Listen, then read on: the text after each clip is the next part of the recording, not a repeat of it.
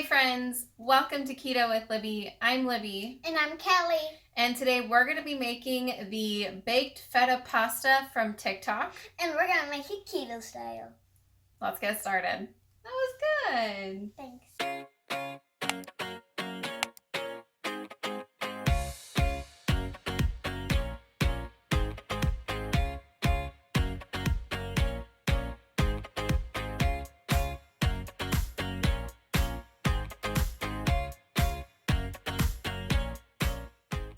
Alright guys, so we're going to start off by putting about 2 tablespoons of olive oil in the bottom of a 9x13 baking dish.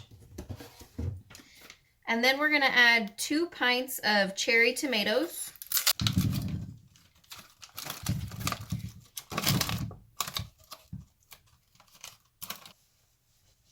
And then we're going to just toss this all together so that these get evenly coated in the olive oil.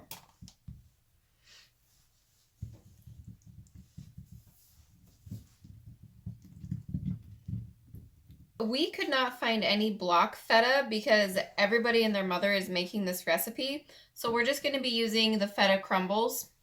Put it like that. In the middle? Yeah, so it goes right in the middle. That looks beautiful. It does, doesn't it? It's kind of like my favorite colors. And the crumbled feta is only 6 ounces and the recipe calls for 8 ounces. So we bought 2.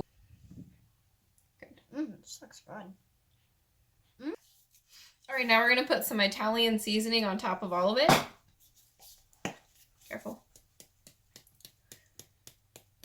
I do that. This much.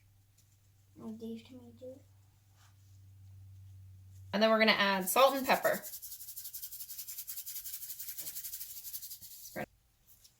And then it says to just drizzle a little bit more of the olive oil on top of the feta. And then we put some of this. We already put that on there. Okay, so I'm going to have to put this one. Okie dokie. So we are going to put this in our 400-degree oven. We already preheated that. And it says to put it in there until the feta melts and the cherry tomatoes burst. So around 30 minutes. So let's see how it goes. Can I smell it first? Alright guys, while that is in the oven cooking, we are going to be making our zucchini noodles. And I just follow the package instructions and then we toss them in a pan with some butter just to cook off any excess water so that our pasta isn't watery. So we're going to do that. Good job. That was a good one, thank you.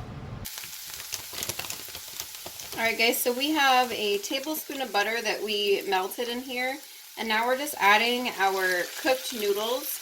And I'm using tongs to take them out so we don't get any of that excess water from the bag. And we'll just let these kind of cook in the butter and get that extra water out. Okay guys, these look really good. They've been on here for about 4 or 5 minutes. So I think we're just going to set these aside until our casserole is done in the oven. Alright, so here is our finished stuff. The recipe says to add in 2 cloves of garlic while it's still hot. Minced garlic. Minced? Can I smell that garlic? So that it softens a little bit and cooks a little bit in there. Can I smell that garlic? Alright, now we get to stir it all together and make the sauce.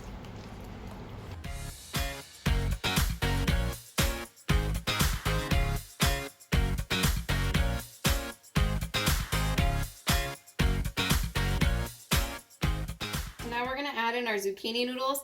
I think I'm going to make another batch of these just so we have some more. Just an FYI. This smells absolutely amazing though. Oh my gosh. I smell it. It smells like heat. It's because of...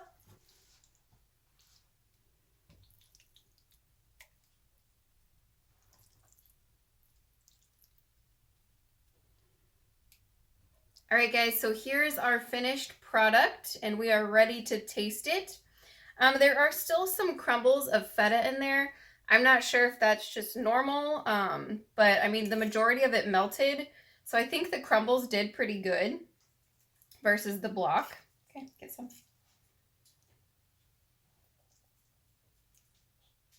Did you get tomato? Get one.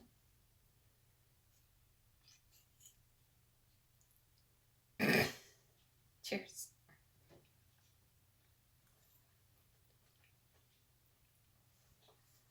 That is yummy. Ooh, that is different. That is a double crumblet. Yeah, this is really good. I don't know if you guys can see it. It's nice and creamy.